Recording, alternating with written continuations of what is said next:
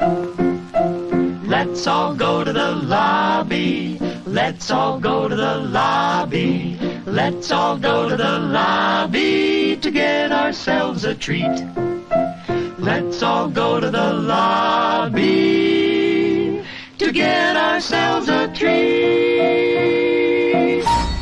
Let them come.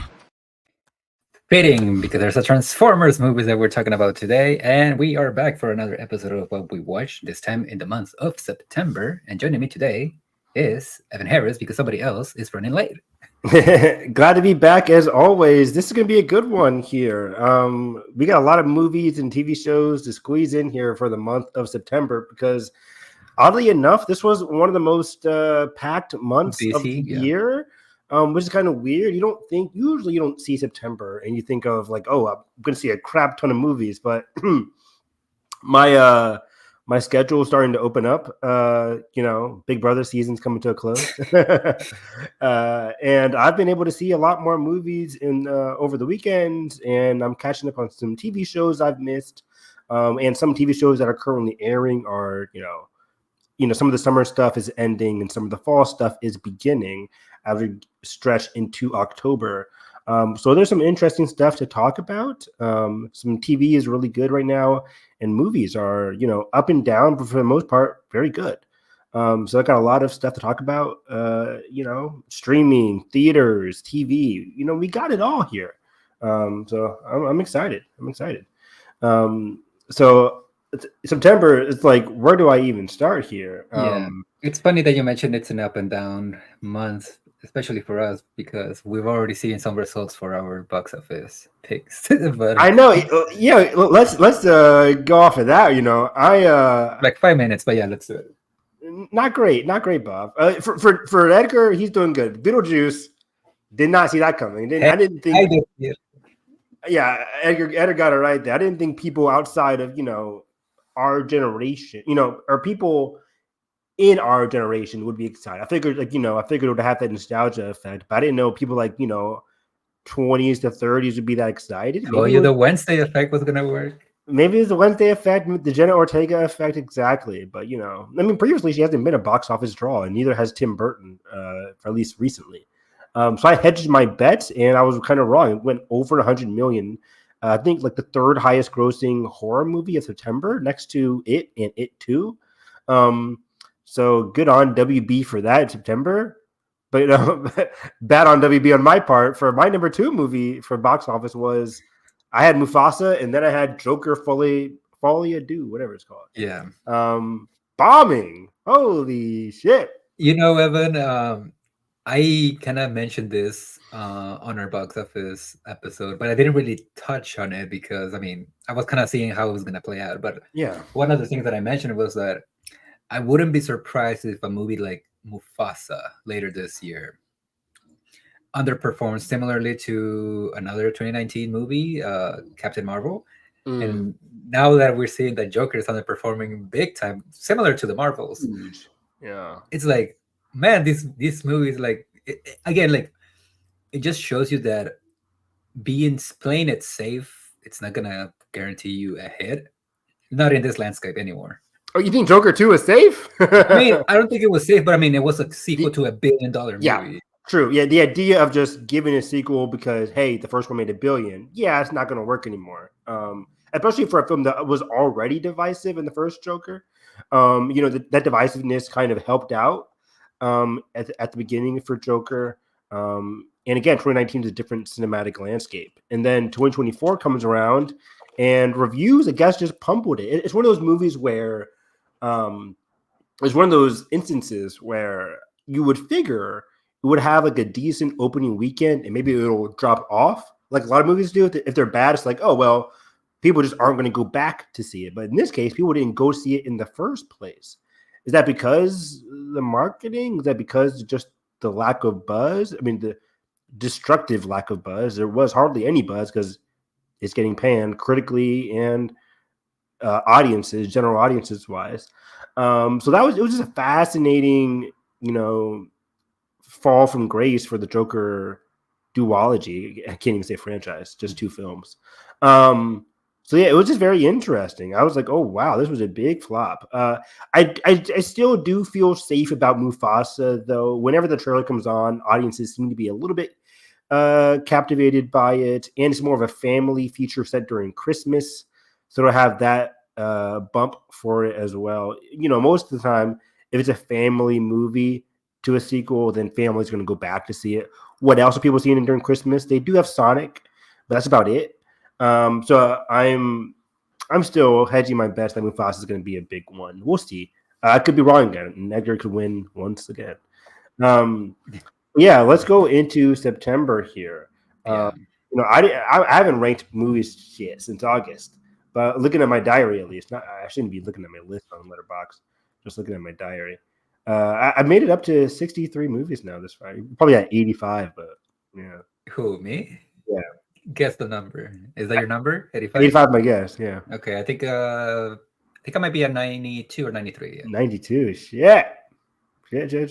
But so last time we talked, I think we had our episode set like at least I think the weekend before Beetlejuice. Yeah. Or did we talk about it? I can't remember. I think you talked about the first one. I don't think we talked about the new one. Okay, well let's start off the month with the biggest box office hit of one of the biggest box office hits of the year, not even of September. Yep. Beetlejuice.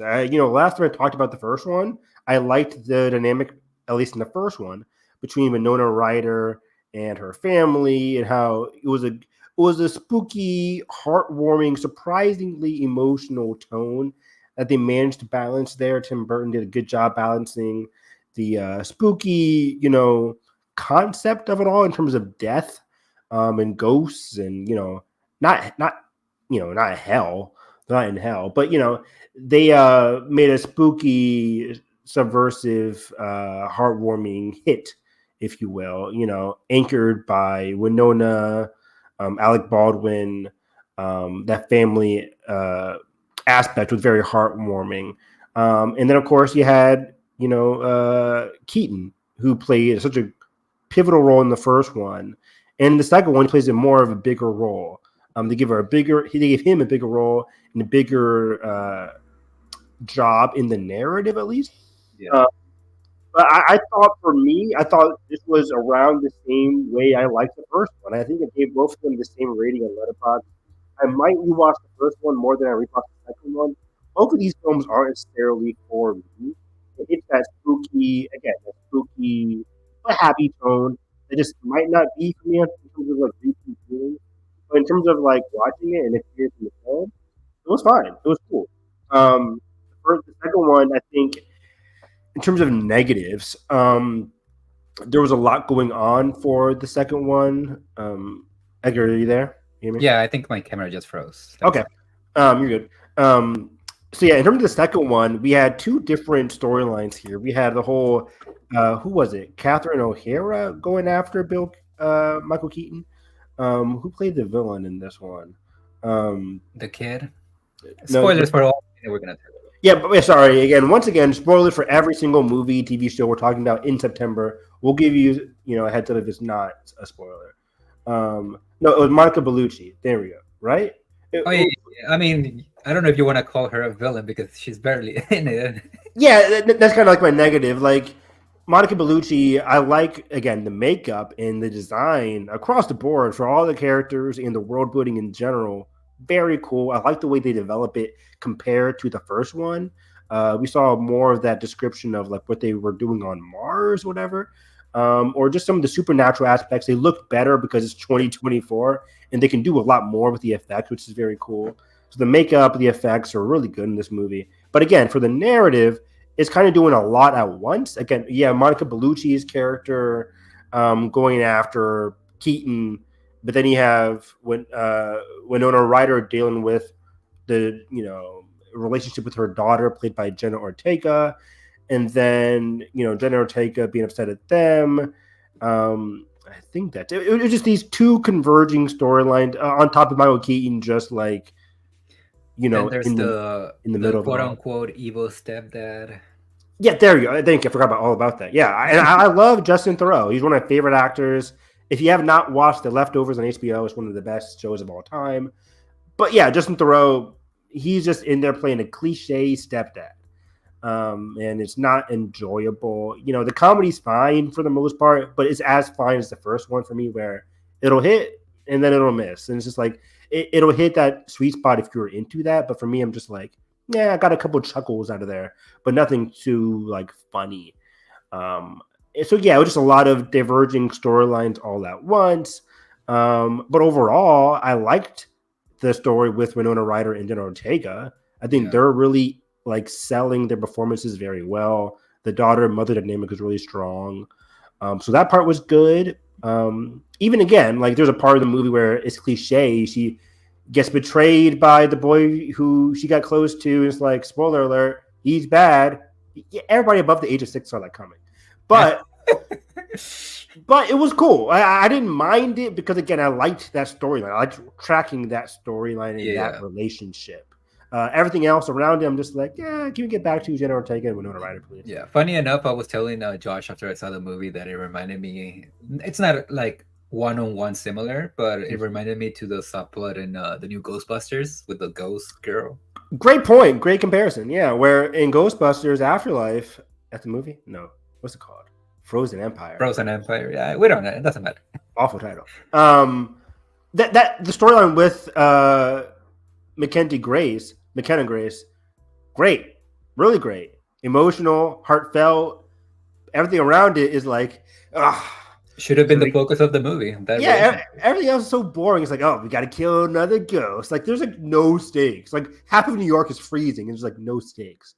But everything else, the emotional, like once the movie is like, oh, we're actually feeling something, that's good. In this movie, again, we're actually feeling something with the whole Winona Ryder, Jenna Ortega, mother-daughter relationship, where Jenna Ortega is feeling, kind of like stepping away from the family in terms of like, hey, she really feels bad about what happened to her father. There's like a missing part of her family, she feels like, a missing piece. And Winona Ryder's kind of like moving on from that. And again, it's nothing you've never seen before. It's like, oh, you're moving on and I'm still emotional over the past. And they haven't really had a chance to talk about it. Again, nothing new, but it was at least interesting and compelling. And I wanted to see more of it. Again, everything else was just meh, middle of the road. But again, sorry, go on. No, yeah. I think like I enjoyed the movie. I had a good time. I would probably watch it again.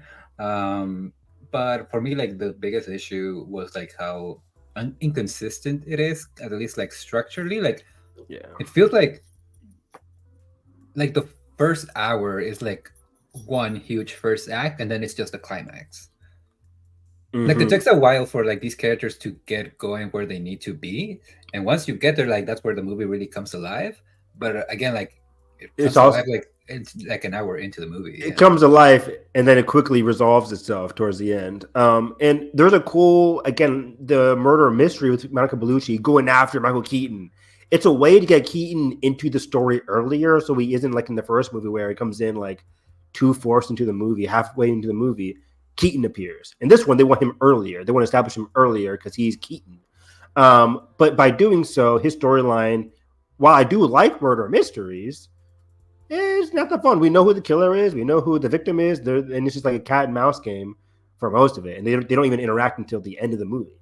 So it's just like, okay. And they barely interact. And they barely interact. It's just her coming across all his acquaintances and killing them. And it's like, oh, I know you. You're from the first movie, dead.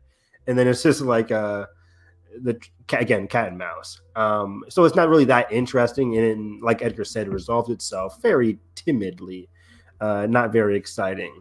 But it has some fun moments, has some funny moments, it has some heartwarming moments, but again, like Edgar said, structurally, it's a bit messy, but fun. I'd still recommend it. If you like the first one, you would like the second one.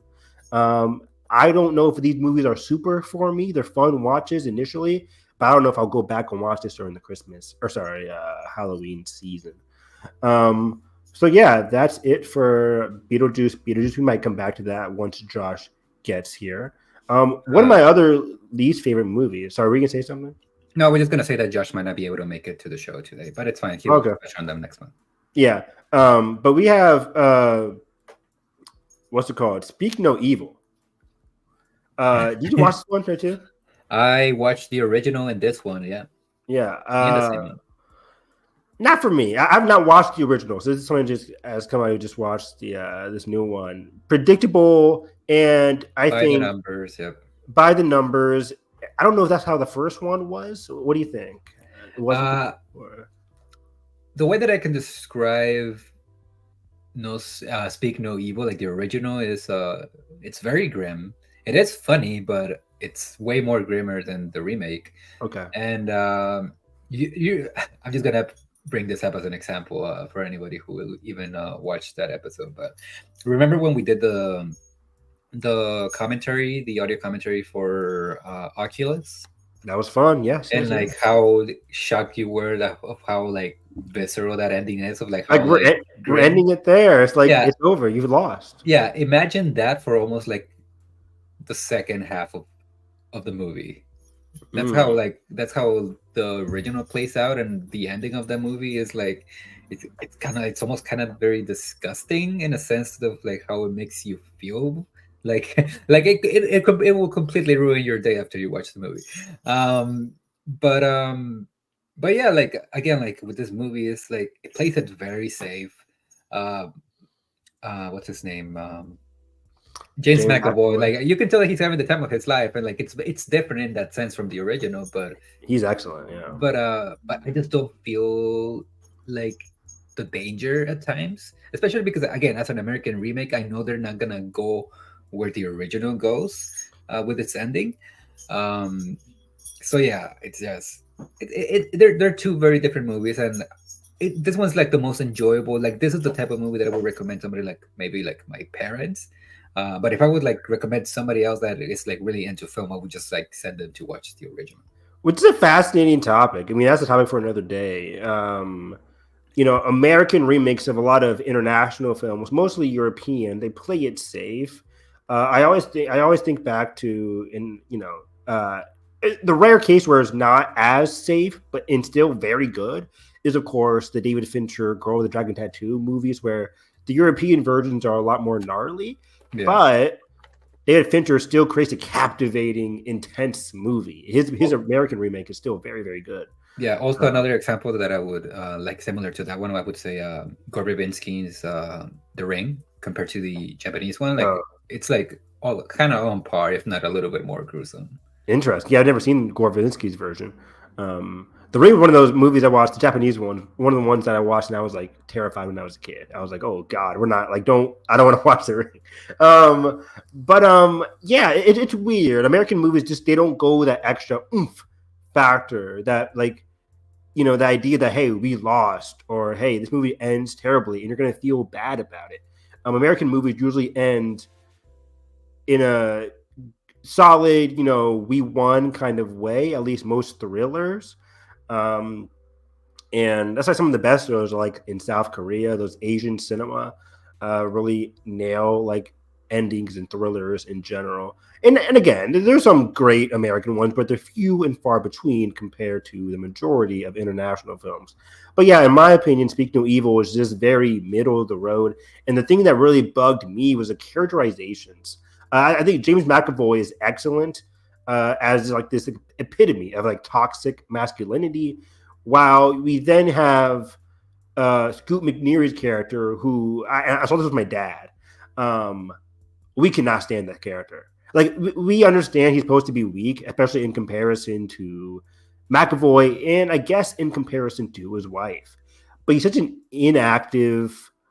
uh, inactive, weak, pessimistic character that just wasn't fun to watch. There's a sequence towards the end of this movie, spoilers once again, where McAvoy is the house raiding part, and they lock themselves up in one of the rooms, and Scoot McNairy's character literally sits down, and the husband's like, "Oh my gosh, I'm so sorry. I don't know what to do. Wife, please help me." And I'm just sitting here like, what do you do? Your kids are in danger, and you're sitting down having a freak out while your wife does everything for you. She was great. I love Mackenzie Davis. Yeah, she was great in the movie as well. But her dynamic with her husband wasn't that interesting. Again, it's pretty cliche. It's like, oh, and sometimes she wasn't great either. It's like, hey, we haven't had sex in 6 months. It's like, whoa, what the hell?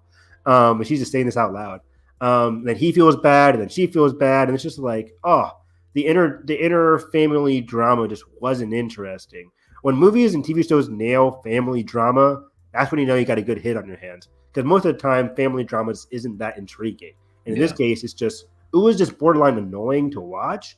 Where some of the smartest characters were the kids. Like the little boy was one of the best characters, the best character in the movie for me. It was very interesting watching his predicament and his arc towards the second half of the movie. Yeah, he definitely has like a meteor role that he does in the original. Like the role that he has in the original is still very tragic, Yeah. but it goes a different route with that character specifically. But going back to what you were saying about the parents, I agree with you, but I don't think it's so much an issue of like the idea itself because I get the point that they're trying to say that this like the woman is the one who's actually like Yes. taking the charge, like she's the one who like they're having already like relationship problems about cheating and things like that of that nature, and you have this character who is very strong who clearly doesn't feel comfortable being with these people and just wants to leave, and the husband just keeps like kind of like, oh, just like, you know, become or whatever. Yeah. So again, I get the point, and I feel like I would have felt that more if they would have actually given like an arc. Like I felt like they were like, Exactly. I think that was what they were setting up for this movie because again, like the it's very different how it plays out in the original because in the original, again, it's a similar thing of like this husband who is tired of his like routine with his family, just wants to escape, and this family is that source to like a source of Yeah. escapism. And like by the time that they get to like the big climactic sequence of the original, I think they asked this question in the remake too, but the husband asked basically Why? James McAvoy's character, but in the original, he asked him like, "Oh, what are you doing this?" And the other guy just says, "Because you let me." And I Yeah. don't feel like that punches in this movie because again, it's just very muddled. It's funny. I could hear that line. I'm like, oh, I think this was supposed to be a bigger gut punch Yeah, than it was original. Kind of like what happened with the strangers. Like, why are you doing this to us? Because we can. yeah. And it's like, oh, damn. But like, it doesn't have that effect in this one. It was just like things are just happening. He says it, and then the next scene happens. There's no weight to it. Yeah, and I feel like maybe that line would have worked in the remake if he actually would have become an active character in the climax, but he doesn't. Exactly. He doesn't. He just continues being passive. And I'm watching this like, okay, I get it. Thematically, McAvoy's supposed to be like this big brute guy who is exhibiting a lot of freedom and freedom aspects, but it's toxic. Like he's doing bad shit to his wife, kidnapping kids, killing people. He's very toxic masculinity, even though he's exhibiting signs of freedom. While McNeary's character is very passive, feels like he can't do much in life, so he likes, like Edgar said, that escapism, that freedom, that thing he can't do. But there's two extremes, and while McAvoy is having a great arc, not even an arc, but just a great villain, meaty role, Scoot McNairy just isn't doing much. He's just inactive and whiny a lot of the time. Even at the end when he's trying to help his family, he kind of fails. The movie's showing him failing a lot. He can't even get himself to kill the dad or kill James McAvoy. It has to be the kid, which I liked. I think the kid should have been the one to kill McAvoy. It's the one who scarred him the most. But it was still just like, oh my gosh, oh my gosh, oh my gosh. It's like, okay, I'm tired of him being like the audience insert. We got to watch this guy do something. Save your family, save your children, do something. It was just a wild experience. Yeah. I was like, I left the theater. My dad's like, was he supposed to be like an interesting character? Because he was just whiny the entire time. And my dad hates whiny characters. And I usually I get it because I'm like, well, think of their predicament. I understand what they're in. But when everybody else in the predicament is also, getting defensive and like trying to survive at all costs, he was just continued to be weak, and it made for a very uninteresting finale. Yeah. I think you should watch the original. I think just like I really to want have to that now. comparison point. I think it's on the Shutter app. Oh, cool. I need to get the Shutter app. Get the 1 week free trial. Watch it. That's what I did. Cool. Spooky season. It fits. It really is. Yeah, exactly. So yeah, Speak No Evil. One of my least favorite, because I just left the movie watching like, man, that was fun at times. James McAvoy's chewing the scenery, having such a blast. You can tell he is. But the movie around him it wasn't up to his level, or at least his fun standards either. Rebel Ridge. Did you watch Rebel Ridge? one of the biggest movies on Netflix. I did, yeah. One of I the think this few good ones too. this was a great. Yeah, there's been a couple good Netflix movies. Between this, I watched October, but I watched It's What's Inside. Came out recently on Netflix. Excellent horror movie, horror thriller, fun time. Um, so yeah, Rebel Ridge. It's I probably still top three Netflix movies as we go into October. That's how Netflix categorizes success these days. But it was a fun, interesting movie. It was, closer to Rambo. People thought of like, oh, it's a black Rambo, black version of Rambo. Um, and it kind of is that, but also gets into the injustices of black community better than the Rambo sequels. The first Rambo, I think, is a near masterpiece. Yeah. The Also, way, yeah. yeah. Also because I just watched Rambo not too Oh, long cool. of the first time, like maybe like a month or two ago, and Yeah. like Rambo, like that first movie, it's pretty much a downer, like especially like how it ends. Yeah. Like compared to this movie, like this movie is like more hopeful in a Yeah, sense. definitely more hopeful. Which again goes into our main theme of the episode, where it's like American movies can definitely be a bit more hopeful, especially in the modern era. But yeah, the first Rambo, he comes back and the town's pretty damn awful for no reason. That's not really a bad thing for the movie. It's just they're just bad people, and he's a guy dealing with PTSD, which in the back in the day, the 19 what was it 19 early 1980s, I think, first Rambo. Um, he's dealing with that, and the way the movie talked about that, given the scars of his past, both physically and mentally, it really worked for the movie. The ineffectiveness of how America was dealing with PTSD, compounded upon really thrilling action sequences, emotional flashbacks, and like you said, it's a downer kind of tone in the first Rambo. This one, of course, you're going to get more of a like heroic angle, but the movie still discusses like the injustices, at least in the South. I guess all of America, this could be used for. Um, in terms of the injustices of the black community, the structural injustices of the police system, the way the police system is corrupting this town could also be used in a macro sense of how the corrupt police is disenfranchising certain towns instead of doing the opposite, helping certain towns in terms of how it like all the money isn't really getting spread out that much in the case of this town in Rebel Ridge. And people's experiences with it across the board, even outside of the main character, which led to a pretty interesting finale in Rebel Ridge.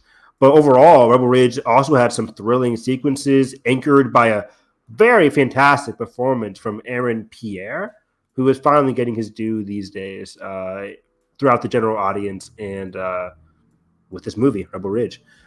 He's been great before, but he's great here. So I like his performance a lot. It's thrilling at times, the way like short bursts of action here, and they're really well done and well captured. And overall, I just had a very fun time watching him, go throughout the town and be like, dealing with all these injustices, but coming above it, keeping a I don't want to say cool manner about it all because he was getting angry, but in general, it made for a very immersive experience because, I could put myself in this situation. A lot of other people, even if you can't relate, you can just be, sympathetic to what he's going through in the movie. And that made for a more interesting, immersive watch because you're like, damn, what's next? Like, what's going on? What's going on with this town? What's like the mystery angle about what the police are doing? It made it very fun and enjoyable. Yeah, this is very sharp and it's very like to the point. Like it wastes no minute. Like within the first 5 minutes, you're like into it. Like, oh, he's stopped by the police. Oh, they want his money. Oh, it's this like drug money or whatever. Like again, like very like it's always on the move constantly. Yes. Something that I also I appreciated, like you mentioned, like the action sequence, but also like I forgot who directed this. Jeremy Saunier. I forgot.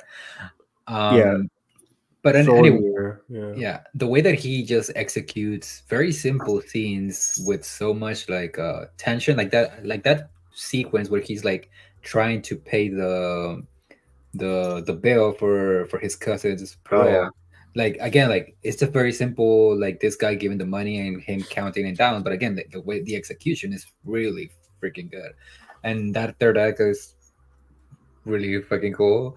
I like the third act a lot. I think this is where some people didn't like it because at least from my experiences, some my dad, my uncles were watching this movie as well, and they're like, "Well, why did they switch? Why did the police switch up on the main, the main bad guy, played by what's his name? Well, I liked a lot in this movie. Don Johnson. Don Johnson, fantastic. What an Fantastic. asshole. My mom was watching this with as well. And she's like, I remember him from something recently. I'm like, Knives Out. He's really good at Knives Out. And we used to talk about Knives Out. But anyways, what a great asshole. I think the main confusion is like, why did the police go against him? But he shot another cop. He committed atrocities against the cops. I think that switched a lot of cops off.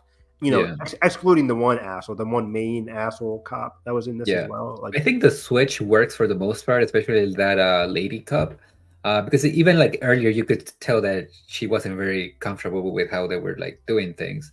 But the one switch that I did thought it was a bit sudden was David Denman's character. What did he do? Who was he? He's one of the asshole cops from the beginning. Let me see where else he's in. Is he the one that it turned out to be like the mystery cop? Like he was the actual mole, but not the black cop, that kind of thing. Yeah, like he's on. It's the one that got shot at the end. Yeah, he's the one that gets shot. Yeah. Because I think he turned out to be like the mole. He thought it was the black girl, the black cop, because she's black and she's like, hey, what's going on? But she turned out to actually be corrupt as well.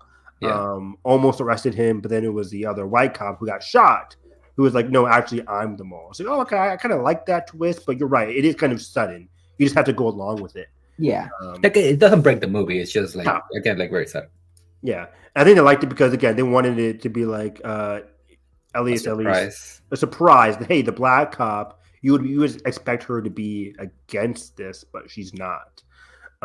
Which could have a lot of thematic weight to it as well. But yeah, I liked, like you said, step by step, going through each narrative hurdle, with this trying to help his cousin out. And spoiler again for the movie, earlier his cousin does die. And it's like he's still that transition where he's like, do I even come back to this town? What do I even have to gain? But that arc was very, very good, very solid in terms of I'm gonna come back here because I have friends here still. The one lady from the bank who tried to help him consistently, and just being a good soul and helping them out either way was very worthwhile. It was a very worthwhile arc and very endearing arc for his character, and it was very fun and well. How do I say this? Well directed in terms of like the thriller of it all. One of my favorite sequences is when they're like, "What does he even do?" And they're googling it. I don't have the internet, so it's like it prolongs the scene where it's like they're just trying to get their Wi-Fi open, trying to get on the internet. Mm-hmm. Meanwhile, he has this guy at gunpoint. It's like, or he's coming in or something like that. Like the confrontation is happening. He's like, what does he even do? It's like. He trains all these people, and then the confrontation hits, and it's like, it's really cool, really like again immersive action. You're like, oh wow, like it was very well directed, very well written.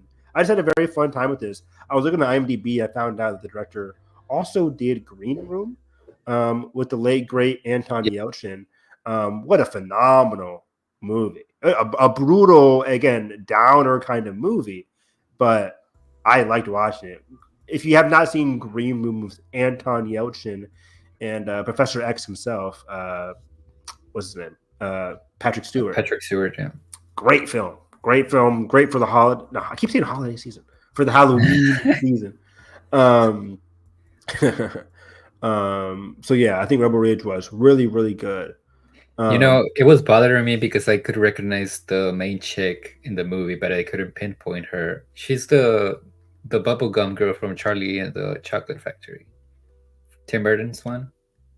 No way! Like Veronica or whatever her name is? Yeah, the actress name is Anna Sophia Robb. But she's the one with the bubblegum. Is she turned? Oh my god. I didn't know that. Holy shit. Yeah. I was like, where have I seen you? I barely just like looking it up. I said Veronica Violet, same thing, starts with a V. Yeah. Oh my gosh, I used to watch that movie all the time. Tim Burton's Charlie the Chocolate Factory. I like it still. I think the first one's of course better, but I have a fun time with Tim Burton's version. Anyways, wow, interesting. That's a great pool. 20 years later, I think, right? Yep. Anyways, I keep going down my list if you don't mind. Go Did for you it. watch Never Let Go Never with let Halle go. Berry? No. Swing and a miss, guys. Swing and a miss. One of those movies that try to be um, your quiet places, right? Where it's like nature horror esque, like this mystery. Well, the premise is that Halle Berry can see things in this forest that her children don't see, or maybe they do. Um, and it's like, hey, has the world gone to shit, or like are these zombie esque, demon esque creatures, humanoids?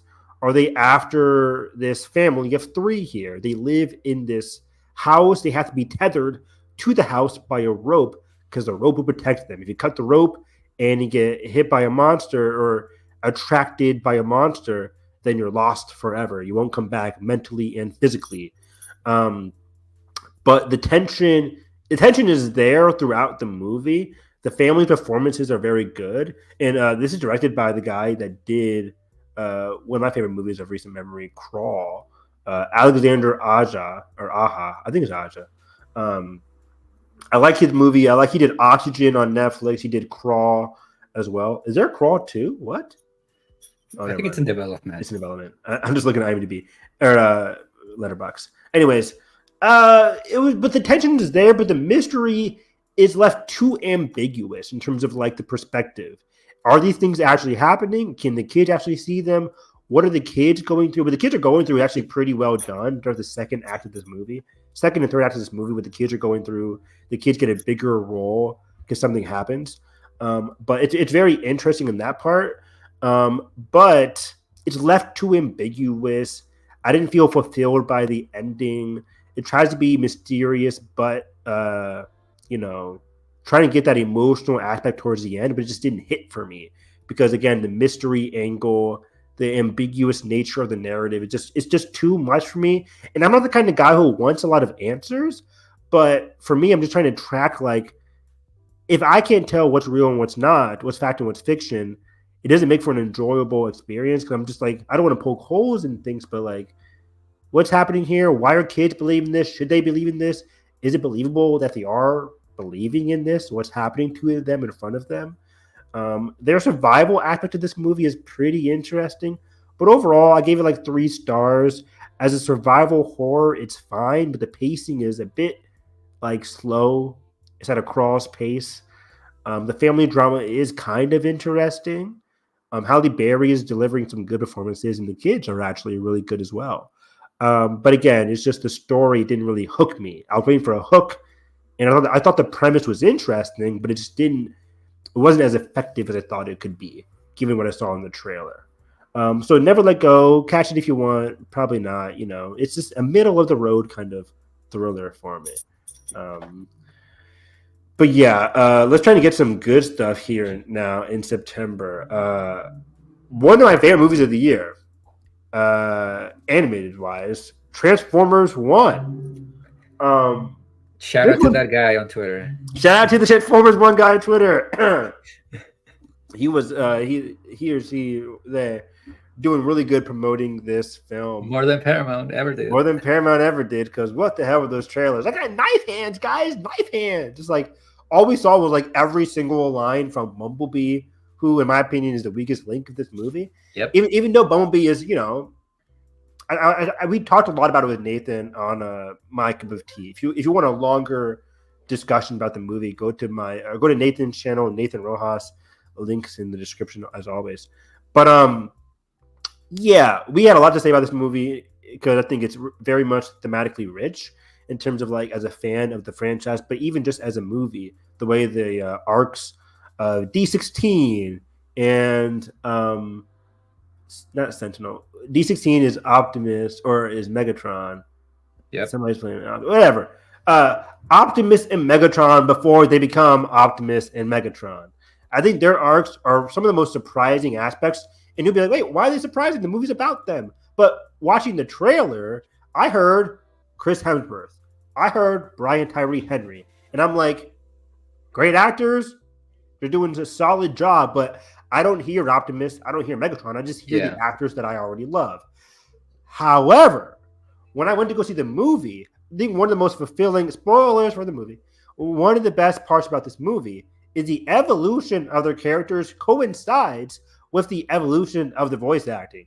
Chris Hemsworth goes from talking like Chris Hemsworth to embodying the bravery and the leadership of Optimus by the end of this movie. His voice modulates and changes. Same thing for Brian Tyree Henry in the opposite direction. It's good, but it's like he becomes more and more evil. That friendship, that Brian Tyree Henry cool guy voice becomes more sinister and angrier. And I'm like, oh shit! So like fucking good. Yeah. Like Jalen and I looked at each other, my brother. I'm like, wait, their voices are like changing throughout this movie. And it's, hey guys, spoiler, it's voice acting. But in a lot of these movies, you don't really see an evolution of somebody's voice in a normal animated movie. This was just very surprising by me. It took me by surprise in terms of how well it coincided with their arcs. And the arcs outside of the voice acting, very well established. The ideas of their shared passion, their shared dreams for a brighter future for their city here of Cybertron. Compounded by some interesting lore, by the way. It wasn't too confusing. Very interesting lore that was very much digestible. And the idea, hey, Sentinel Prime kind of took that away from them during the big twist of the movie. And how they reacted to that loss of hope, that loss of their shared dream, the shared passion. How would you react? And they genuinely had some genuine, emotional, different, diverging reactions. Optimus takes it in, but still wants to ally himself with his friend and hope for a better future.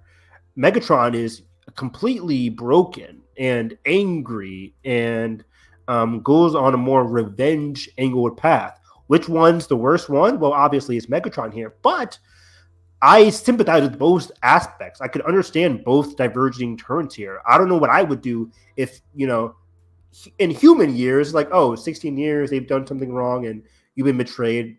It's a lot more different than in Transformers, where it's been their entire life, their entire being has been a lie. How would you react to that? I felt very much immersed in their arcs, and I was just I was really blown away again by what they were going through here.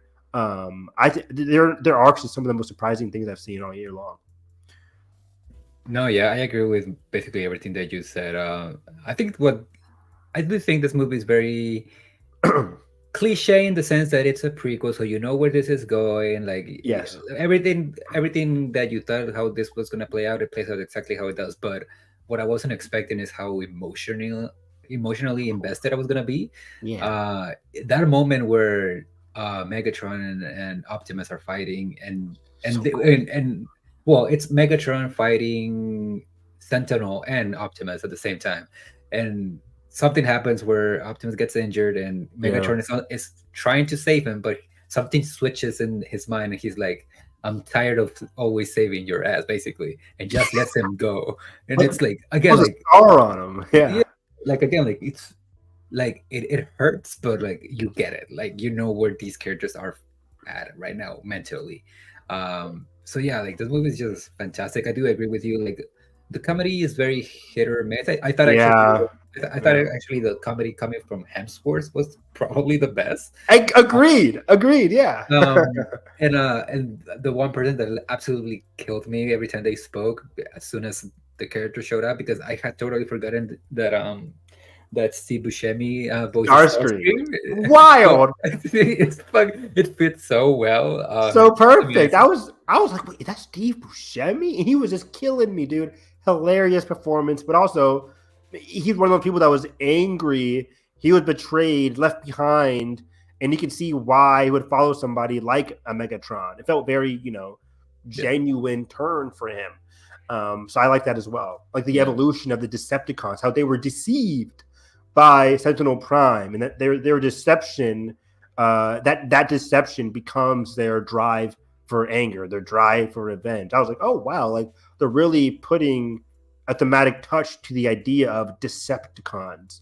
Yeah. So it's very interesting on that point. But yeah, Starscream was hilarious. Yeah, and even just from like a fan perspective, because I love Transformers since I was a kid, like it was just fun seeing like a lot of these characters that you've like seen in the past, like fighting each other, like kind of like team up for a common purpose. Yeah. Until obviously there's the split again. But yeah, like another thing that I thought it was funny is that this movie basically has the same plot as Dark of the Moon, like one of the Bay movies, like with Does the it? Sentinels thing. Oh, because Optimus is like, why did you betray us? Yeah. The guy from the moon. Yeah. Yeah. This But is your yeah, favorite, like that's your favorite Transformers movie, right? it's not my favorite. I still say the first one from Michael Bay. Okay. But it's just very fun. Like, so I did rewatch the movies again, and Of course you did.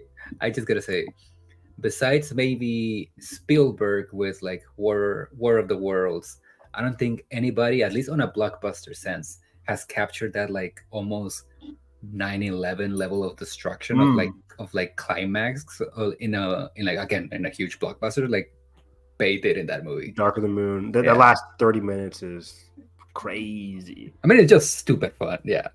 That's the one with the buildings coming down. They're sliding down the building. Yeah, with the fucking like robot worm that's splitting the again. Like, Cool. So cool. I'm like, I mean, that was in all the trailers. I'm just like, oh, how do you film this? Like, that's awesome. I love the idea that he came up with that idea with that concept because he was doing like push-ups or something, and he just looked at his like stomach and he like, that looks like a worm. I'm gonna put it on the movie. That's I'm wild. like, okay. I like that a lot. So yeah, again, some of the negative has to be like the up and down comedy, which comes par for the course for an animated kids movie. And again, some of the things just happened, right? Like they get down to Bumblebee's lair, and Bumblebee like knocks on the head of one of the old robots, and it's like, boom, there's a map. Well, okay, now we know where to go. It's like, okay, yes, that just happened. But overall, I think it was just such a awesome movie. I initially gave it 4 stars, but I went up to like 4.5. I just had a blast talking about this movie, talking about the arcs, talking about the world building. It's some gorgeous backgrounds, especially when you get to Above World with the just gorgeous. I compared it to like a video game called Horizon Zero Dawn. Like it feels very post-apocalyptic, the Above World Cybertron, but also very beautiful in its like in its nature. So I like that aspect a lot. Sentinel Prime, played by John Hamm, really good. A great villain. Like if you're not going to make Megatron eventually becomes the villain, but Sentinel Prime was, of course, the main villain throughout, and he balanced the idea of like hope and justice. But I just betrayed you. It's like a bad version of Superman, and I thought he played it very well. He's very imposing in a lot of the scenes. His figure is so huge compared to the other Megatron. He takes up a lot of the scenery and blocking. I thought it was very well done. So yeah, I just had a blast watching this movie. I was just smiling ear to ear watching this movie. Thematically rich, very fun character acting, very fun voice acting, surprising voice acting. We should just stop underestimating Brian Tyree Henry. He's just Spider-Verse, Transformers, other things. Like he's just very good at voice acting. And usually, me, I'm just like, how many times in stunt cast voice acting, But overall, very good. Very, very good movie. And going from what robot to a wild robot? Another film I completely adored as well. The Wild Robot is outstanding. I didn't tear up as much as other people did throughout watching this movie. Yeah. It didn't hit me. It didn't hit my emotional like gut punch. But it's a film when I'm watching this, like I was in awe, and I could see myself really rewatching this movie a lot. It's one of those movies where I'm watching it, I'm like, man, I kind of want to go rewatch it again right away. September's too busy, so I can't. But I just had a blast watching this from start to finish, and I love, oh my god, just how heartwarming and beautiful the relationship is between Lupita's character. I'm blanking on the names for all these fucking robots.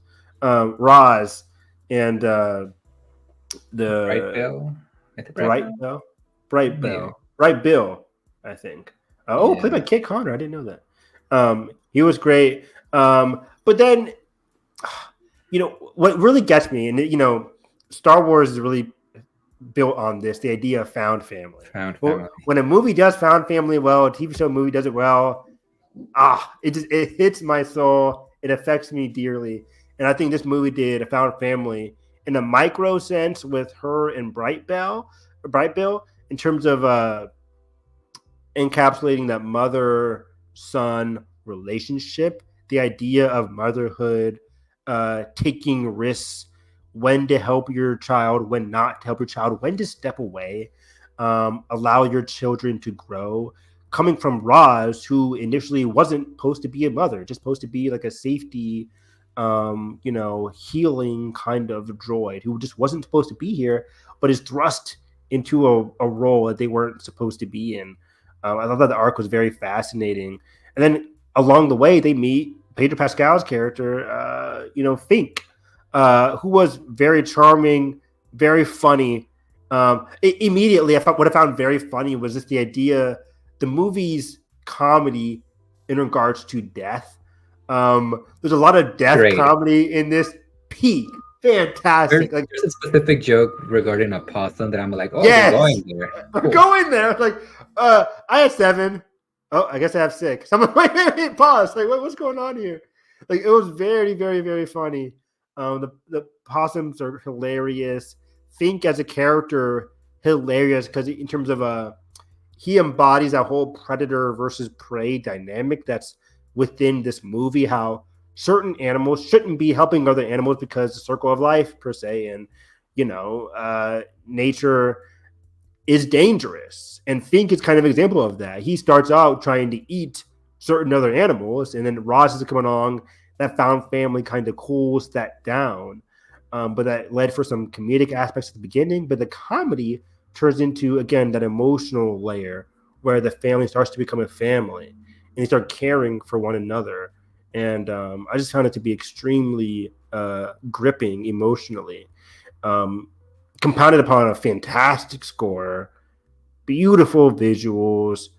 This is a movie where I was just never bored. I was just having such a joy watching this entire movie.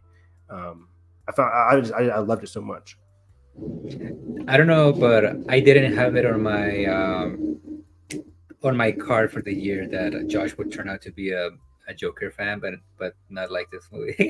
I'm shocked. It's one of those movies where I'm just like, I can't imagine somebody not liking this. I get why people maybe could be just like, oh, it was fine, because there's not a big how do I explain?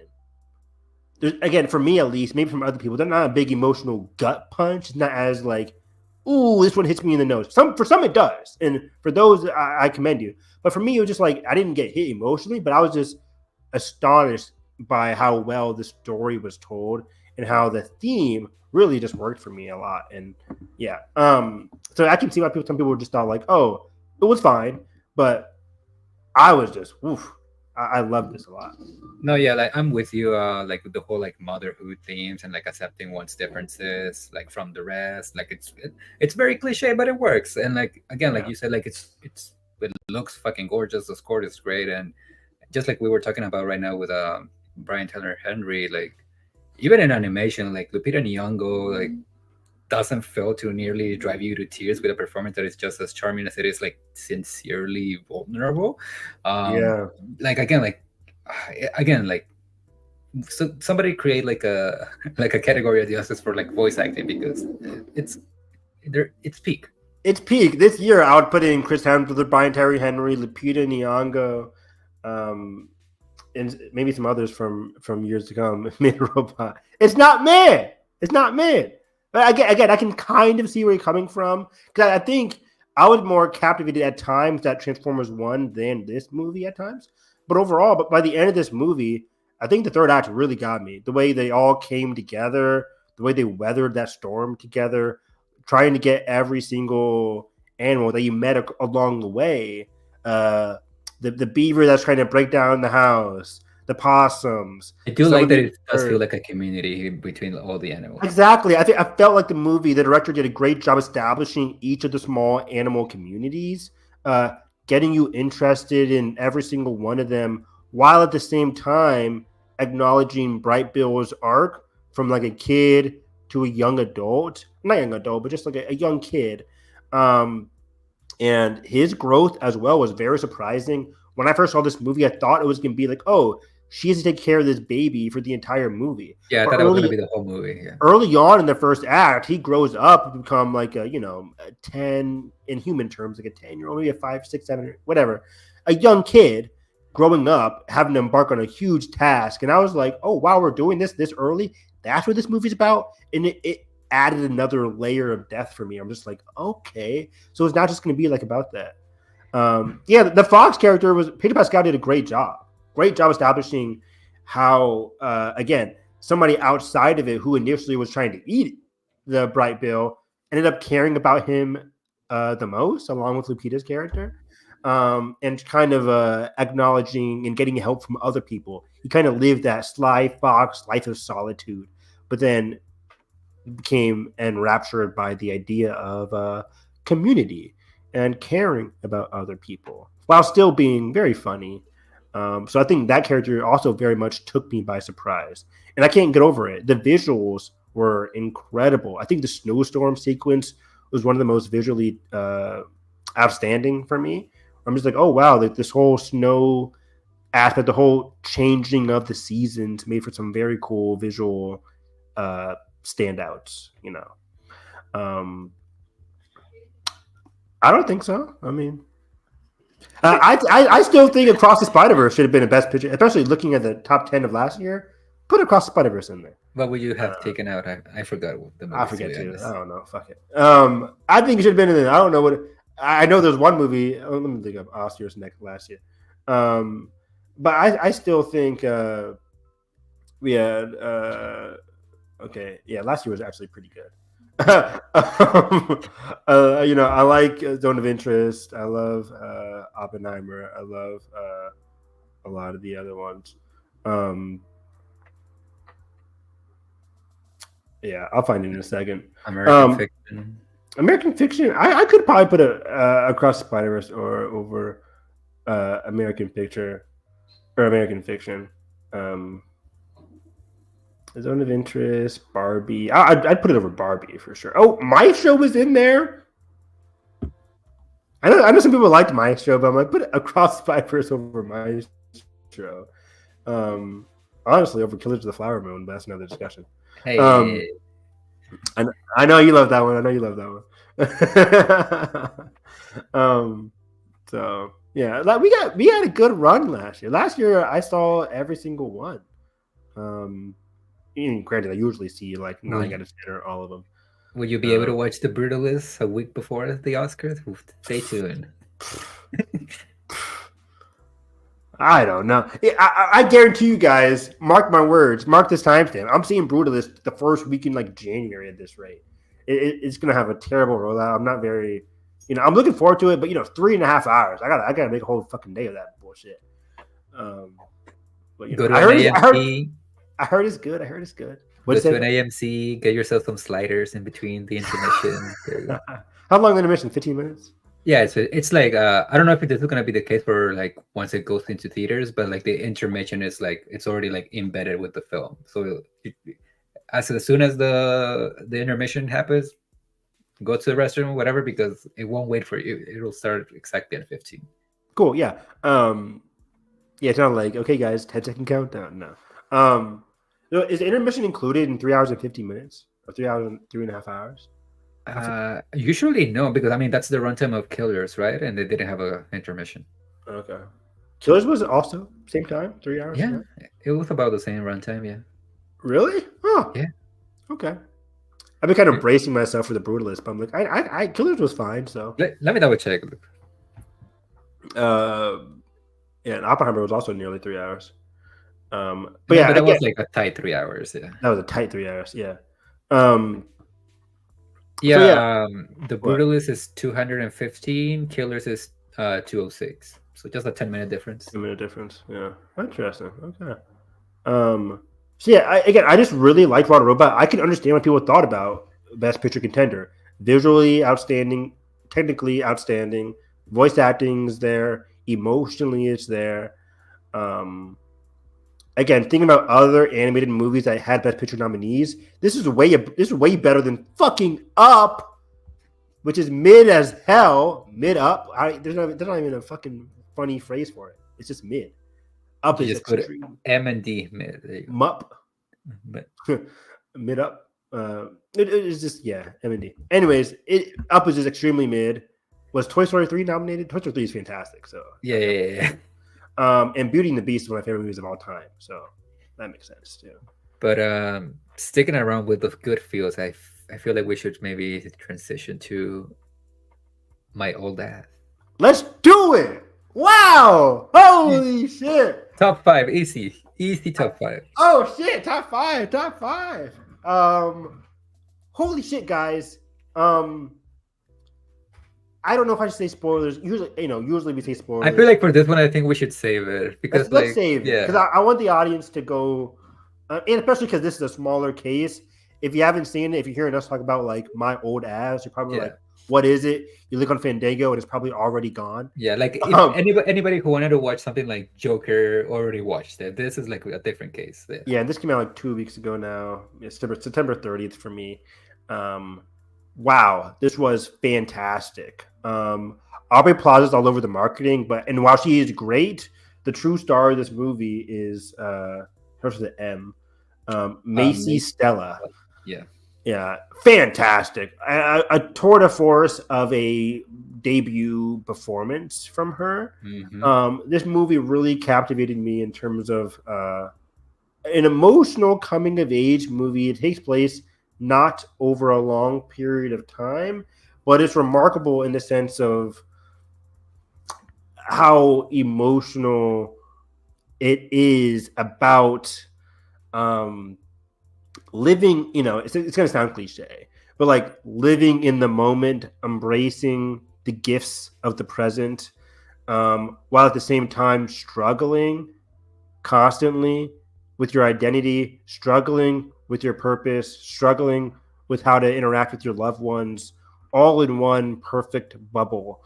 And it interspliced with some great comedy here between Aubrey Plaza and Macy Stella, between Macy Stella and other supporting cast members as well. Her friends are great in this movie. And I love how tranquil it is throughout this, establishing the whole calming, at times chaotic nature of this small town. I felt like I was just a guest in this small town going through Maisy's experience here, filled with some awkward experiences, but some funny and some genuine experiences as well. This movie really just had it all in terms of like a perfect coming of age film.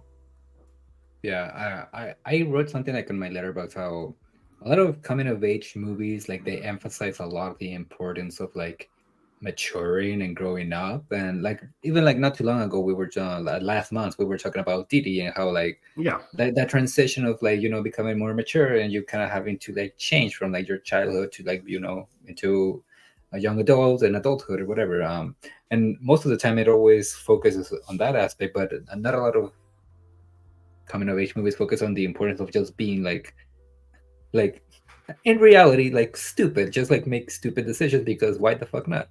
I really enjoy that, especially once something happens in the climax and kind of connects the whole thing, the whole thematic thing of the movie. It recontextualizes the movie beautifully. I'll just say that. Beautiful. Yeah. Again, like it's just like such a smart movie and like it feels like a warm hug.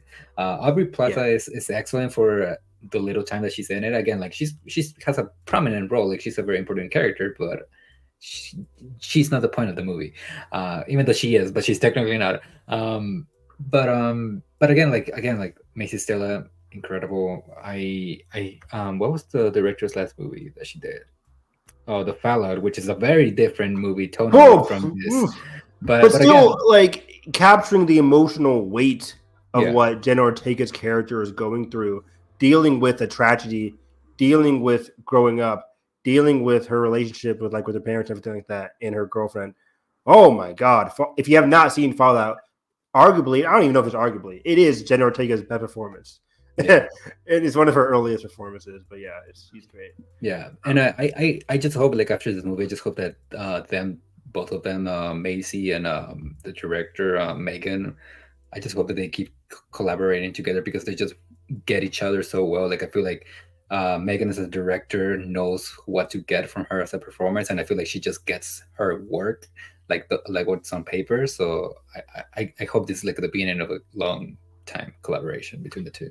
And yeah, and speaking of the Fallout, dealing with a lot of great queer cinema, and the struggles with that as well, in terms of like establishing your identity, because you're growing up, you don't really know who you It's not like. as cut as in dry, yeah. Yeah, it's not as cut and dry. It's like, oh, I like girls. Oh, I like boys. Like it's a very much a surprising factor within this movie, seeing her juggle her identity, her romantic interests, while dealing with, again, loving her family and where her family might go, where she wants to go, and trying to balance it all. Like there's a lot going on in her life with the ticking clock as well happening with her goals, and it just makes for a very emotional, deeply satisfying, heartfelt film. Probably the most heartfelt film you'll find all year long.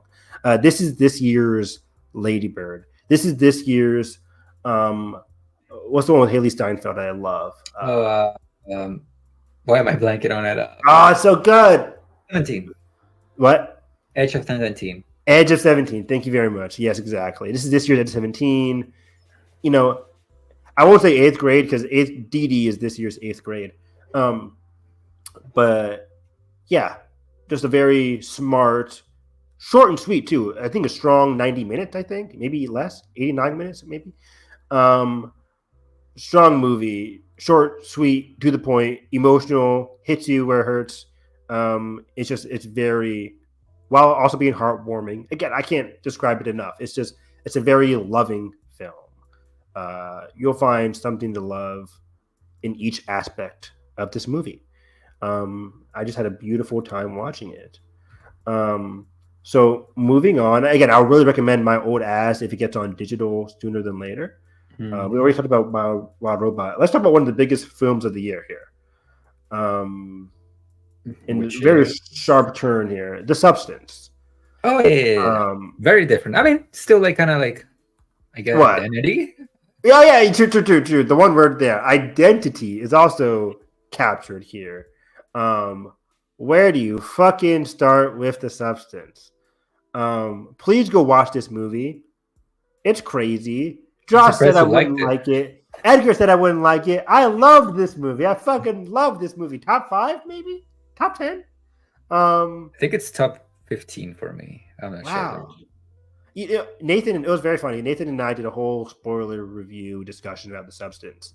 And then at the end, I was like, what'd you give it? 5 stars? I was like, oh, so this top 5 of the year for you? He's like, top 13. I was like, 13? That man and his 5 stars. I was like, if 5 stars is number 13 for you. Great. I think I gave this like 4.5, maybe 5. The 4.5, it's like, I could give like a 4.8. Just the last 15 minutes, and I said this in my review, although this movie is based on a substance that is very out of this world, is very supernatural in that sense, you're literally creating spoilers for The Substance, because I want to dive into this with Edgar a little bit. Even though this movie is about creating another version of yourself, crawling out of somebody's back, that's crazy. But the last 50 minutes also dives into out of that like grounded nature into something that's like very fun. I'm smiling, but at the same time, I'm just like, it could have ended earlier and I would have been equally as pleased, probably even more so pleased, but I get it. It still ends on a perfect final shot. Probably my favorite final shot of the entire year. So many great endings this year for film. I agree. Yeah, a lot of like Joker too. Kidding.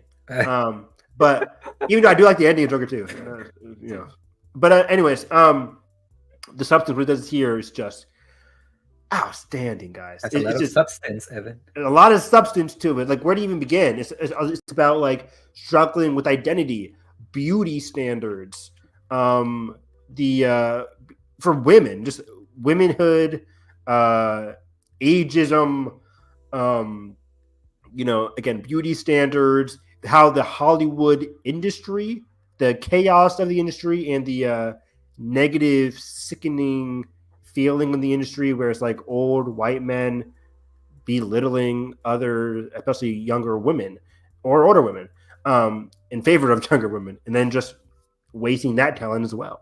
Yeah.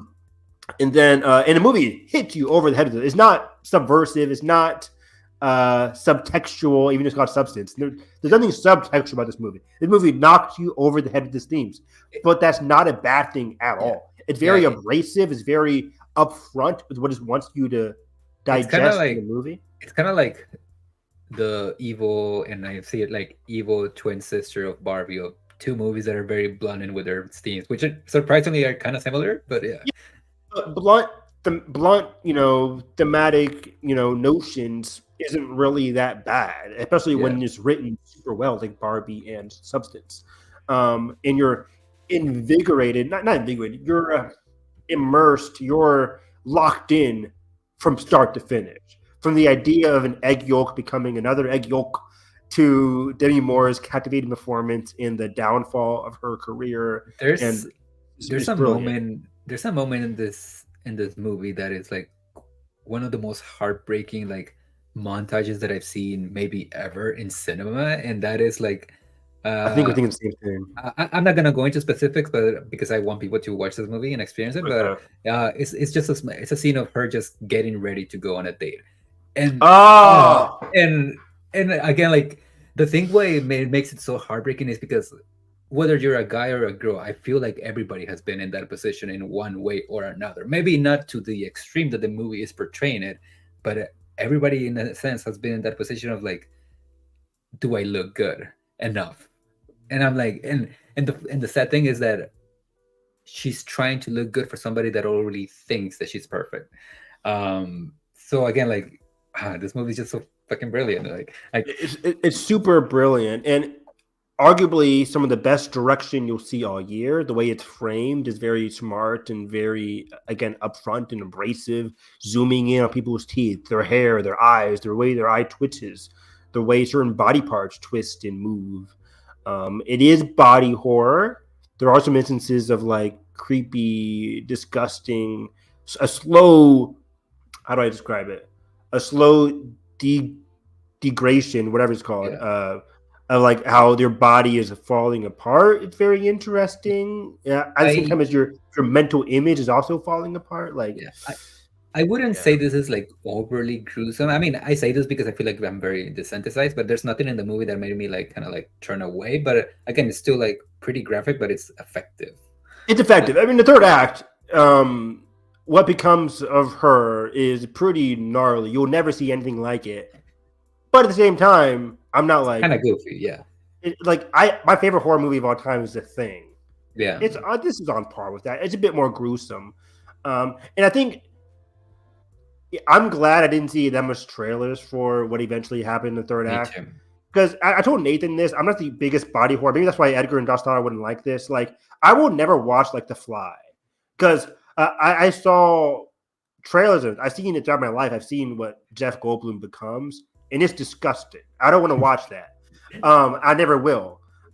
Just seeing images on Google or images on trailers, I'm just like, yeah, I'm good. Yeah. But if I was like a normal moviegoer in the 80s, and they're like, hey, Evan, go watch this movie called The Fly. It has Jeff Goldblum in it. If I went in blind, I'd probably be like, oh wow, but then I'd take it. But this one, I didn't know what I was expecting, and the surprise factor actually led to my enjoyment. I'm just like, oh wow, they're doing it. But it wasn't that super like gross. I mean, I'm the kind of guy who watched Walking Dead for breakfast when people's legs and arms and guts are falling out. Like, I'm fine. So I really want to recommend this to as many people as possible. But there's a big warning that it does get very graphic and very disturbing. I will say another thing that besides I don't mind the third act, but I can see why somebody like for you like it wouldn't really work. But like one thing that I did thought it was I wouldn't say weird because it's in theme with what the movie's trying to say with how like Hollywood treats women and how they over sexualize them. But I did feel, especially with Margaret Qualley's character, where I'm like, I get that the point that you're trying to make, but it feels like you're almost reinforcing those things rather Oh, than criticizing them. Because like, okay, one, two, three, maybe four times that you show it, okay, yeah, I get the point. But it happens a lot throughout the movie. Like it happens like at least exactly. like 20 times. So I'm Yeah. like, again, like I get the point. And I get why you would make that decision because honestly, audiences today are fucking stupid. Yeah. um, There's really a but scene where he's like, "Oh yeah, here's the board of directors or whatever." It's like old yeah, white people smiling at her creepily. yeah. Yeah. But again, like I don't know. I feel like you could have like cut down on those things and kind of like trust your audience a little bit more. But again, like it's a very nitpicky thing. Like it doesn't destroy the movie or anything. Yeah. And then there's a scene towards the end where something's happening, and it's like, I don't want to get too many spoilers here, but like Edgar, towards the end of the movie, she comes back, and then they're like welcoming her in. I'm just like, is this a dream sequence? What's really happening? Is this really happening? It's kind of hard. Again, it took me out a little bit, even Yeah, though it gets bloody amazing. I'll just say that. But it's fun to watch. But I'm just like, what's fact and what's fiction? yeah. Um, but again, the final shot is great. A couple of minutes leading up to that, fun to watch, but not like as thematically rich. It's just funny and weird for the sake of being that, in my opinion.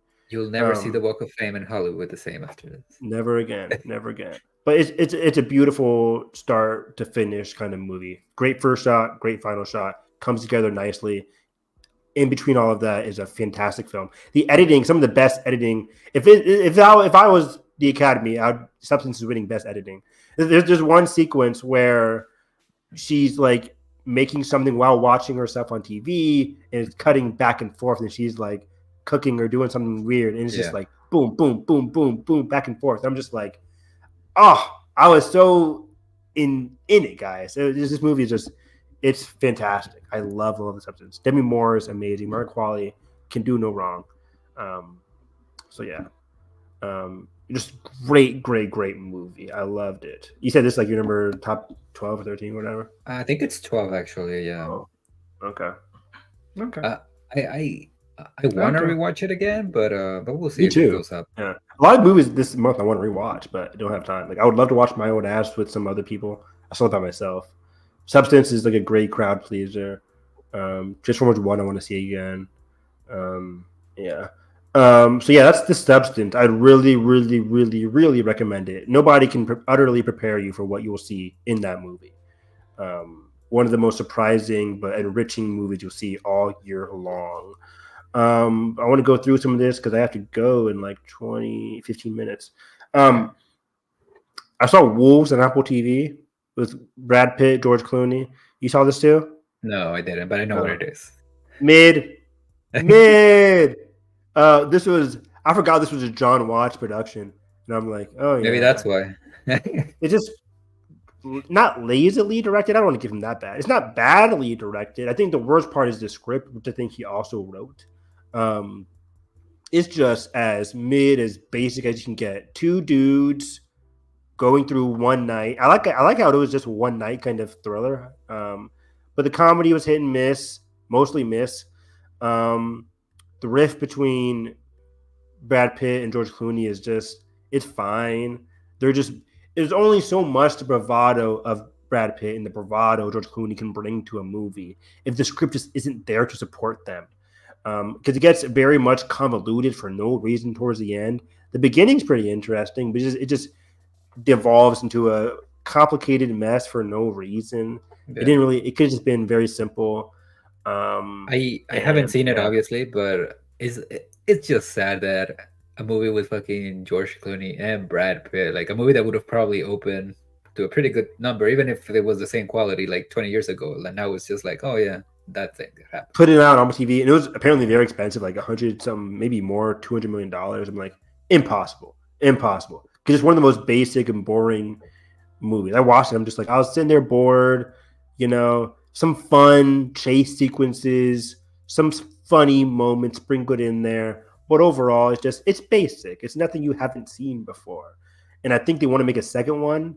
It's like a very inconclusive ending as well.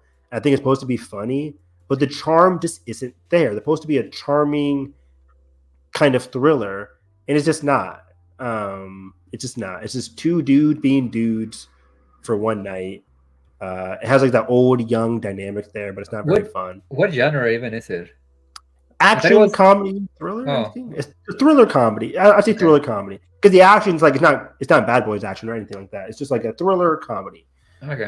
Where the comedy is from the dialogue between the two men, and the thriller is just them being chased around by dudes all night looking for certain things. Does it feel like a Shane Black wannabe type of movie, or Kind of, yeah, exactly. And a good comparison, kind of like that. What's the Nice classic? Guys, Nice Guys, kind of Kiss Kiss dynamic. Bang Bang? Yeah, but it's just not as fun. It's just boring. The writing is just the worst part because it gets overcomplicated. Like one of those kinetic, fast talking kind of scripts, which is usually supposed to be fun, but I'm watching it just like not that invigorated, not that interested in the plot, really. Yeah. Again, nothing you haven't seen before. Did you watch Three Daughters? I have not seen History Daughters. Talk to me about it. I heard this was great.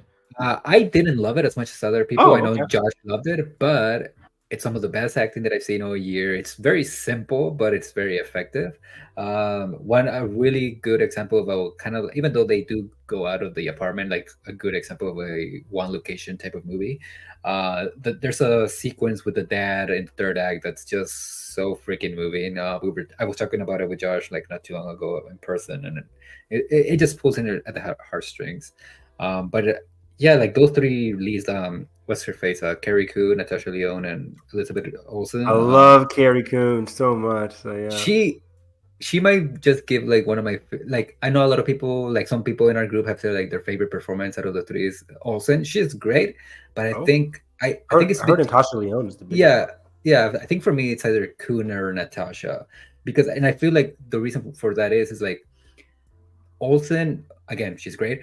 Olsen just feels like she's more of like a kind of like an audience member, like she's watching the dynamic. Like even though she does partake in it like every once in a while, but Kuhn and Natasha, those are the ones who are constantly in conflict, and it just makes for A, good acting and dialogue, and B, just like good entertaining like relationship dynamic to watch. So yeah, it's a really good movie. I feel like I would have maybe liked it more. Like this is a case for like a lot of streaming movies, but I feel like I would have liked it more if I would have seen it like in an actual theater. But yeah, like I would recommend it. It's definitely one of Netflix's best this year, easily. And then for me, I have Megalopolis. I don't know if you watched it. I don't know if I want to watch it. How'd you like it?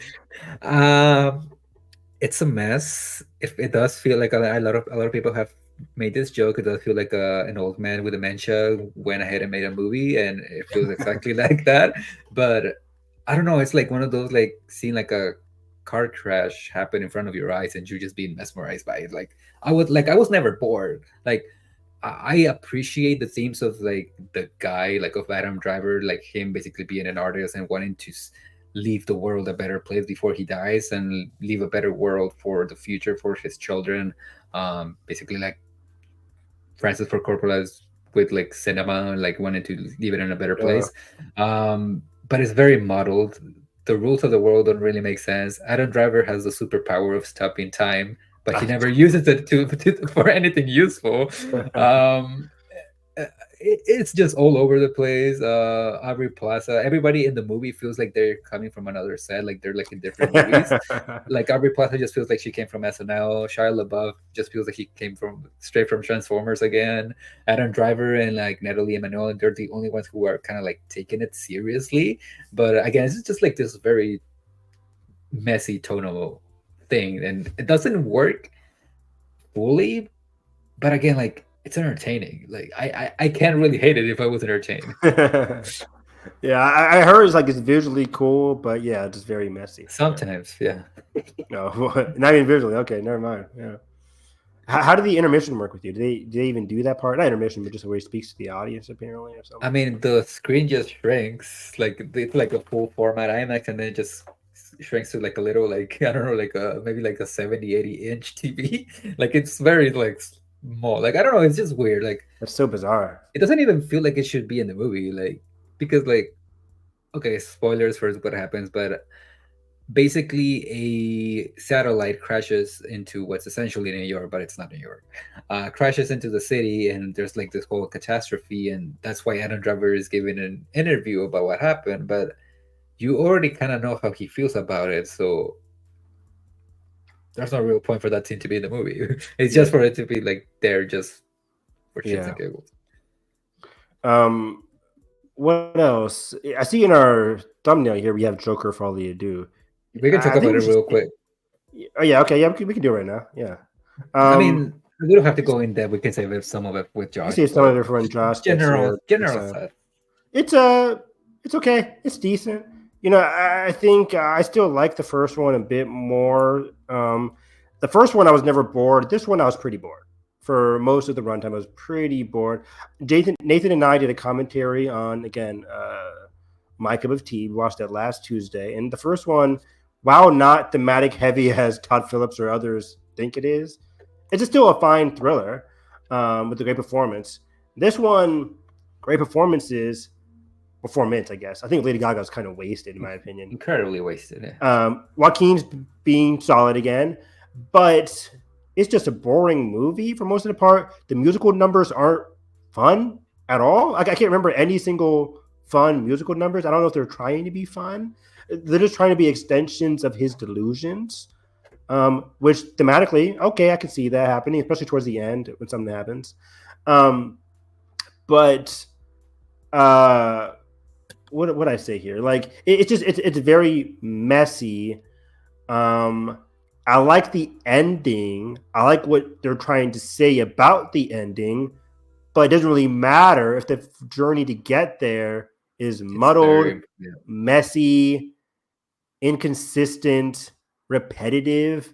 I think it's for people that, again, most smart people like you and I understood the first movie isn't really trying to say like this Joker guy is a great guy. But I think Todd Phillips wanted to dismantle that, even though we kind of already knew that. It's just very weird. I'm like, what's the audience here? Because I kind of already knew what was happening. But anyways, in Arthur's arc, there was a switch that happens leading to, I think, a solid ending. But the switch to get there, I was like, why is he thinking like this now? I just felt like, again, it was very messy in terms of like trying to contemplate his arc each step of the way in this movie. Yeah, I agree with you. I don't think this movie is that different from the first in terms of quality, but funny enough, I disagree with you in the sense that this movie is boring. I think this movie is fucking hilarious to watch. On the opposite of you, I was never bored just because of how bizarre the movie is. Like, it's very bizarre. Yeah. Like again, like it's very inconsistent tonally. Like there's and we'll talk about spoilers once Josh gets here next month for the October episode, but there's a sequence where there's an SA sequence followed by a musical number, followed by a chord drama, back to back, and none of it like meshes well. But I'm just watching it. I'm like, this is fucking insane. Like again, like I was like kind of resisting laughing out loud. But again, like it feels like Todd Phillips made a bad movie on purpose at times. But then I also like I don't really even want to really give him that much credit because there's some things in this movie where again like they're just very like inconsistent. So yeah, like I think if you were to put like a gun in my head and say you're gonna rewatch Joker or Joker 2, which one do you pick? I think I'll pick this one just because again like I'm more entertained by it. Like again, like it's so bizarre. Like none of it really works, but at the same time, again, similar thing with like Megalopolis where none of it works. That's what's making it entertaining for me. Interesting. Yeah, I mean, I feel like I was just bored by the musical numbers. I was bored by the court drama was so useless. This guy killed 7 people, like 6 people. It's like, what? Why are we here? Like, did he do it or was it Joker? It's like I kind of don't care. Yeah, and like the thing for me, like the movie tries to argue that this guy has like multiple identity disorder, whatever, personality disorder. It's kind of the And like crux. Yeah. yeah, and like I get the point, but there's things that happen in the first movie that nobody ever brings up in this movie in this one for no reason. Like they bring up the Wall Street guys from the first one, the guys that he kills in the subway, and Yeah. for some reason nobody ever cares to mention the fact that they were like harassing a woman, and then No. he Well, didn't even like try to defend her, but he just started laughing because of his condition, and then they targeted him again. Like this, that's something that you could make an actual compelling, not only like yeah. court Like like argument, but like in an the argument movie. about the city itself. The city, Yeah, again, having watched the movie, the city is awful. It's a bad city. it's Granted, Gotham. Joker isn't Arthur isn't not to blame. He does do a lot of bad things, and the movie kind of compounds that, but it doesn't discuss the circumstances around him. It's just all about him and his mental illness. And the stuff with the guards was very uncomfortable at times. Um, yeah, it's like it's just very weird. I don't want to get into it. Like, there's one scene where it's just like, "Hey, Arthur," after he embodies a Joker again, they bring him back to prison. He is I like hot shit. Then they like bring him into a prison. They start beating him up. I'm just like, That part I it's didn't really, understand really I well. didn't like it. Not because of just what happens, but also it comes out of nowhere because It does. throughout the movie they're like constantly like telling him like, oh, be funny and we'll reward you, and then he finally does something and they're like mad about it. So And I think again it's very inconsistent. my uh, my dad literally whispered. He was like, "So why are they upset at him again?" I'm like, I I don't know. don't know. And I think it was because small spoilers. I think it was because initially they were in control. Now that he has notoriety again, he has more control. He was making fun of them. So they're like, oh, we're gonna put you back so that we can show you we have the power still. Yeah, But it's still because after that it kind of changes his arc. And I'm just like, well, that's not fun. Is that why he wants to stop being Joker? yeah. It's really weird. Like I like the idea, the overall idea of like him making a movie about like people sensational like people making a spectacle about like mental illness, because again like that is kind of what happened with the first movie. Like people were like they bought into the fantasy of the Joker. They didn't even really discuss the actual theme of the movie, even though like I don't think the theme of the movie was portrayed really well either in the first movie. Um, but again, like I like the idea. I just don't think it's executed that well. Agreed. So But dang it, I have to go here soon. I wanted to talk about. I didn't get a chance to talk about Lord of the Rings last month.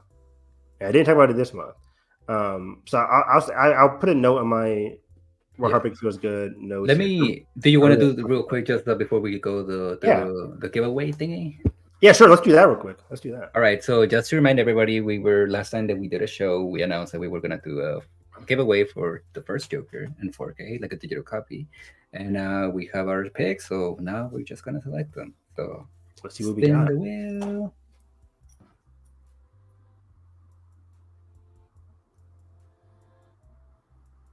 Boom, boom. This person, I don't know how you pronounce that, but Oh, Erst. Let's just say Erst. Your first name. If your name starts with URST, you have won. And so this was the giveaway for Joker, right? yeah. Awesome. And also, I'll just announce it now. I don't know when we're gonna come back. Maybe we'll do a special Halloween audio commentary. We'll see. But yeah, I have two extra codes for two different movies. One is for Smile, the first one. You know, it's in theme. The second one is coming. I can't wait. Yeah. So yeah, we'll definitely talk about that once we come back for the October episode. But yeah, 4K digital copy for that one, and I'll just make it the rules a little bit more clear. We're gonna try to only aim for US only because that's what the little paper says. So we'll see. So that's the first one, and then the second one will be Rosemary's Baby, the original. I've never seen that. Unfortunately, the Roman Polanski one, not the new one. Right. But yeah, I guess the way that I was thinking, Evan, is we have two movies. We'll have two winners, but whoever wins first on our poll gets to pick which movie they want. Perfect. That All sounds good. Sounds fair. So yeah, let's tweet that out as well. The winner. Let's tweet that out so they know.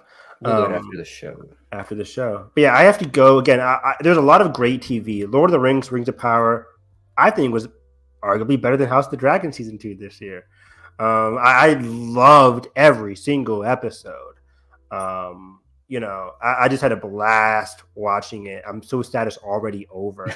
So Rings of Power season 2 was great. If you're not watching Legends of Vox Machina, I'll say that for October because the episodes have not finished yet, and Josh and I love that show.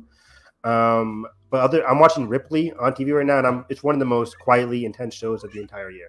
I'm glad I'm finally watching it. So again, quick TV shout out. If you're not watching, The Penguin is really good right now. Terminator Zero on Netflix, excellent.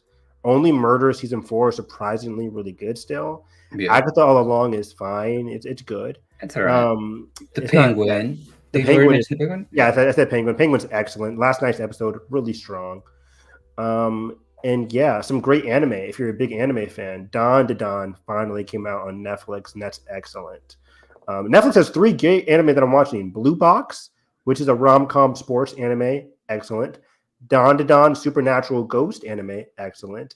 And the show called Orb, which is about this kid discovering that the Earth is not the center of the universe and the dangers that lurk there. It's a historical fiction, but it's a very fun anime as well. So yeah, lots of TV to discuss when we get back here in October. But I have to jet. So where can people find you?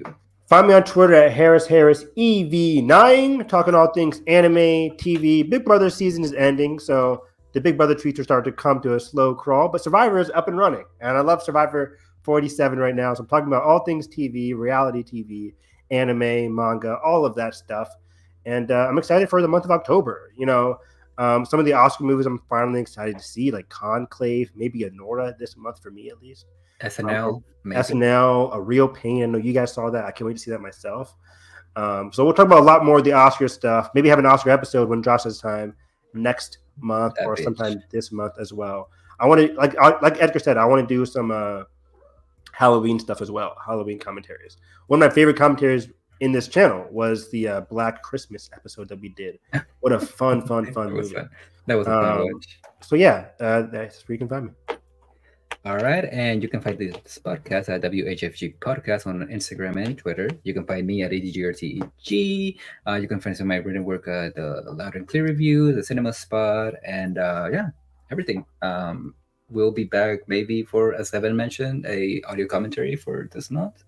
But other than that, we'll see you in the next one. Peace out. Bye-bye. Let's all go to the lobby. Let's all go to the lobby. Let's all go to the lobby to get ourselves a treat. Let's all go to the lobby to get